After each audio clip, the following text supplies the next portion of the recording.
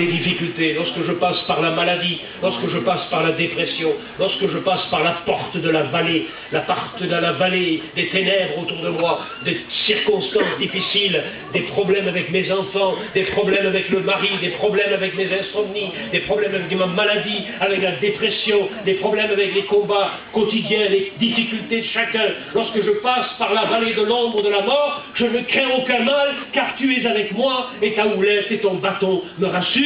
Voilà ce que dit David dans le psaume 23. La porte de la vallée.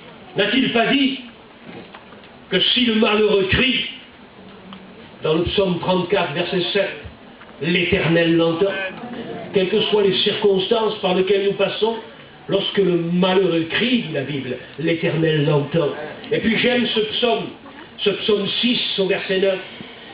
Il est dit ici, j'entends le bruit de tes larmes. J'entends le bruit de tes larmes. Combien de fois tu as peut-être pleuré dans la vallée de l'ombre de la mort? Combien de fois tu as peut-être pleuré seul dans ta caravane? Combien de fois tu as peut-être pleuré à cause de tes enfants, à cause de ton mari, à cause des difficultés de la vie, à cause des problèmes, à cause des soucis, à cause des découragements, à cause des incompréhensions, à cause de la solitude, à cause de ce que tu passais par des moments difficiles. Tu as peut-être pleuré seul dans ta chambre, seul dans ton lit, seul sous les couvertures. Personne ne t'a vu, personne ne t'a entendu. Mais laisse-moi te dire une chose, Dieu entend le bruit de tes larmes. Amen. Dieu connaît le bruit de tes larmes. Il sait quand tu pleures. Il t'a entendu pleurer. Il t'a vu pleurer. Et la Bible dit qu'il essuiera toute larme de nos yeux. Il est le consolateur. Il est celui qui est à côté de nous. Il est celui qui tient notre main. Voici, dira-t-il, quelles que soient les circonstances par lesquelles nous passons, je suis avec vous tous les jours jusqu'à la fin du monde. Et même lorsque le ciel semble fermé, et même lorsque le ciel est en silence, lorsque nos prières montent vers Dieu et que nous n'avons pas de réponse, laissez-moi vous dire une chose, ça ne veut pas dire que Dieu n'entend pas, ça ne veut pas dire que Dieu n'est pas présent à nos côtés, ça ne veut pas dire que Dieu n'est pas attentif à notre souffrance. Il a son temps, il a son heure, mais laissez-moi vous dire une chose, les promesses qu'il a déclarées en disant qu'il serait avec nous dans toutes les circonstances de notre vie, quels que soient les problèmes par lesquels nous passons, il les accomplira, il nous bénira, il nous relèvera, il nous consolera, il nous apportera la paix et la réponse que nous attendons de lui au temps convenable. Le peuple a pleuré longtemps. Le peuple se lamentait dans la déportation.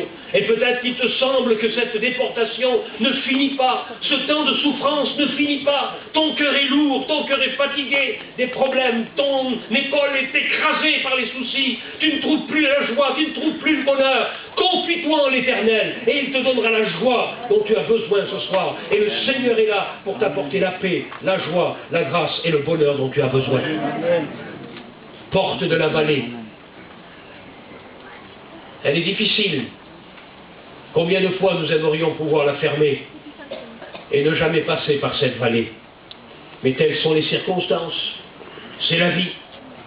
Il arrive quelquefois que les uns sont accablés plus d'épreuves que d'autres. Mais laissez-moi vous dire une chose.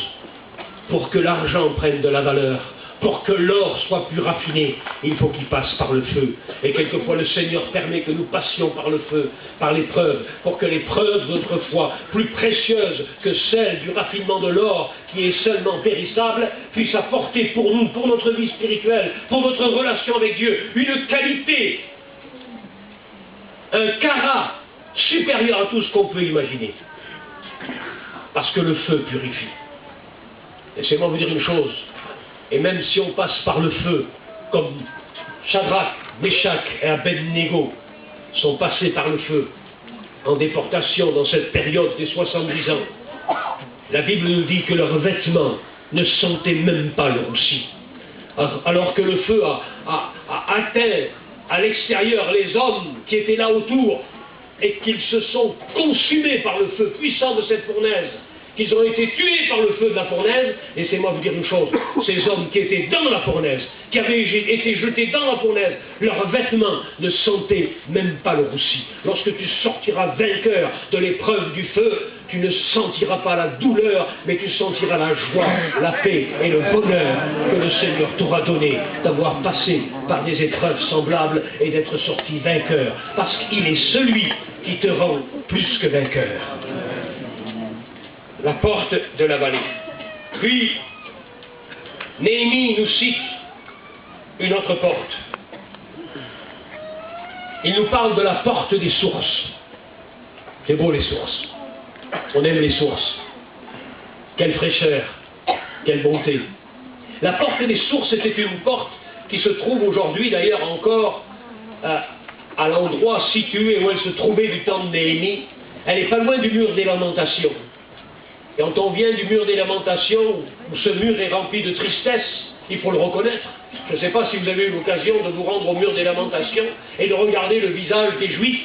Vous vous rendez compte qu'en définitive, ils n'ont aucune joie. Ils sont là en train de se lamenter. On l'appelle le mur des lamentations. Pourquoi des lamentations? Eh bien parce qu'ils sont là dans l'attente de l'intervention de Dieu, que Dieu fasse que toutes choses reprennent leur cycle normal. Ils sont dans une situation où depuis 2000 ans, la ville de Jérusalem a été complètement détruite, le peuple a été dispersé parmi toutes les nations, et depuis 2000 ans, le peuple juif se lamente. Ils ont retrouvé leur pays, ils ont retrouvé leur terre, mais combien d'épreuves, combien de guerres, combien de tensions politiques, combien de tensions militaires, combien de scuds, combien de bombes, combien de terrorisme, combien de difficultés, combien d'épreuves sont-ils en train de subir? Et à cause de cela, ils sont dans l'attente, dans l'espérance de voir venir le Messie, ce Messie qu'ils ont refusé il y a 2000 ans. Ils l'attendent aujourd'hui, ils se disent il viendra nous libérer, parce qu'il a fait la promesse qu'il viendrait libérer son peuple, et ils attendent le Messie. Nous l'avons reçu, nous le connaissons, il est venu il y a 2000 ans, et il reviendra, mais eux, ils attendent qu'il vienne.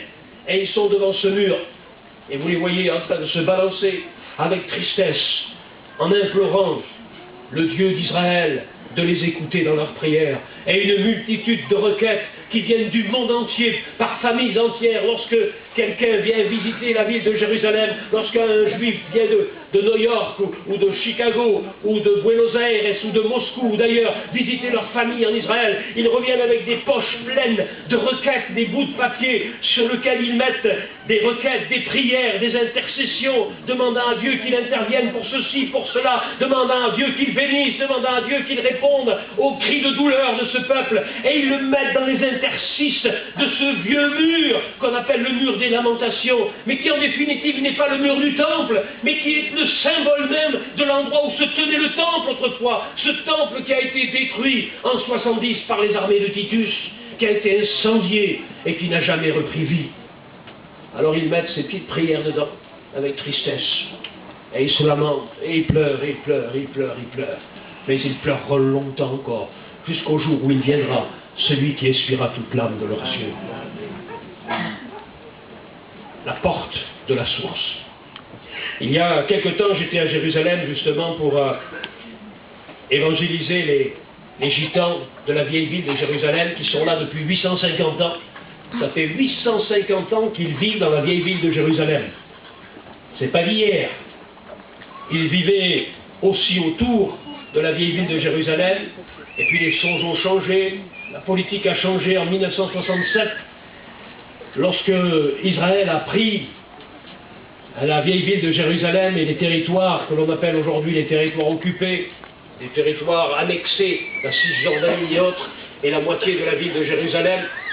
Lorsque, à cette époque-là, il y a eu la guerre des 6 jours, beaucoup de gitans qui vivaient là ont eu peur, ont quitté Jérusalem, ont franchi le Jourdain et sont allés en Jordanie. Ils vivent là-bas à Amman. Et il y a plusieurs milliers de gitans qui vivent à Amman. On compte à peu près 12 à 13 000 gitans en Israël. Vous pouvez les rencontrer dans cette vieille ville de Jérusalem, vous pouvez les croiser à Beersheba, vous pouvez les voir aussi à Tel Aviv, à Haïfa, vous pouvez les voir à Ashkelon, vous pouvez les voir dans plusieurs villes d'Israël, même à Bethléem. Vous pouvez voir les gitans dans Israël, il y en a à peu près 12 000, je vous dis. Et il y a un grand travail à faire d'évangélisation parmi ce peuple. Et puis ceux qui vivent dans la vieille ville sont en quelque sorte des privilégiés. Ils sont tout près de cet endroit où l'islam a depuis 1600 ans ce qu'on appelle le dôme du rocher. Le dôme du rocher, la mosquée d'Omar. Et puis, ils sont là, dans l'attente de quelque chose.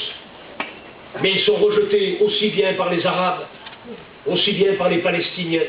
Et ceux qui leur tendent la main, ceux qui les aident, dans le domaine de l'éducation, de la scolarisation de leurs enfants, mais ce sont le peuple d'Israël qui leur apporte aussi, sur le plan social, les moyens de survivre.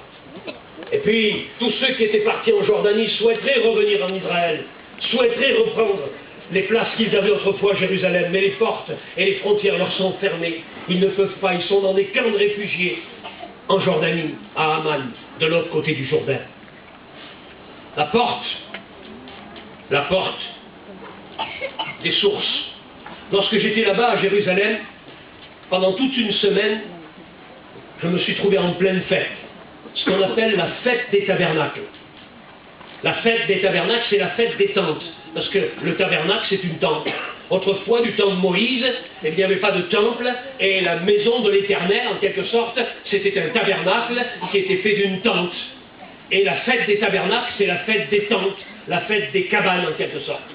Et selon ce que Dieu avait dit à Moïse, vous le retrouvez dans le livre des Lévitiques et dans le livre des Nombres, il leur avait dit, voici, le 7e mois, pendant une semaine, vous vous construirez des cabanes, vous vous construirez des tabernacles, et vous sortirez de vos maisons, et vous vivrez dans des tabernacles, dans des tentes, pour vous rappeler que pendant 40 ans, vous avez vécu comme des nomades, comme des pèlerins, comme des gens qui n'avaient pas de racines, comme des gens qui n'avaient pas de maison, comme des gens qui n'étaient pas des sédentaires, mais vous viviez dans le désert, sous des tentes. Et pour vous rappeler votre origine, pour vous rappeler d'où je vous ai sorti, comment je vous ai amené à traverser le désert, et comment j'ai pourvu à vos besoins, en vous donnant la manne, en vous donnant la source des eaux, en vous donnant tout ce que vous aviez besoin, en vous donnant des cailles, en protégeant le peuple, pour vous rappeler de ces choses pendant une semaine, vous ferez la fête des tabernacles.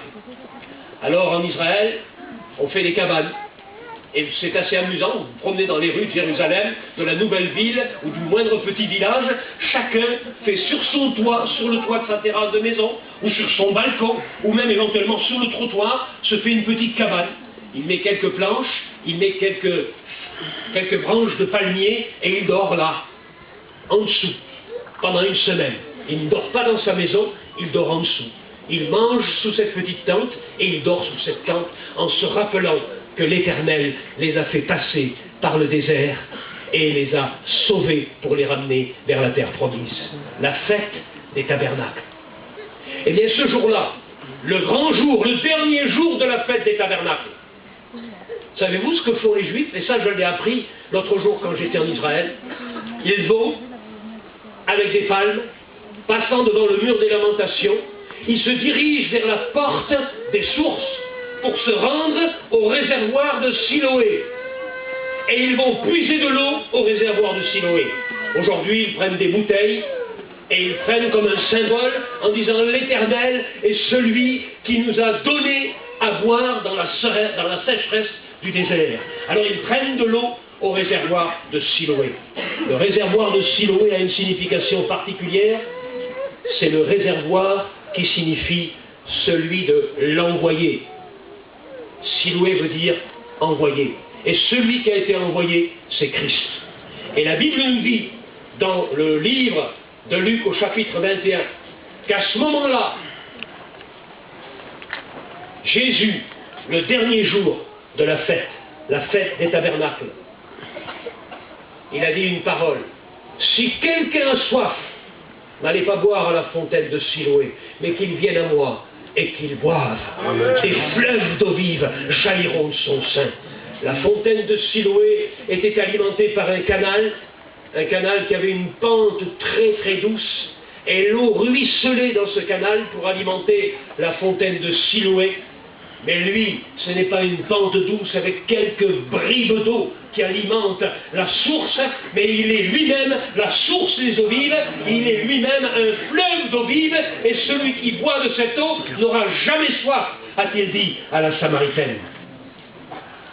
C'est aussi là, traversant la porte des sources, qu'il a dit à l'aveugle, va te laver au réservoir de Siloé. Et cet homme, suivant le chemin de la vieille ville de Jérusalem, traversant la porte des sources, s'est rendu à Siloé et s'est lavé au réservoir de Siloé, et c'est là que ses yeux se sont ouverts. La porte des sources. laisse-moi te dire une chose, que cette porte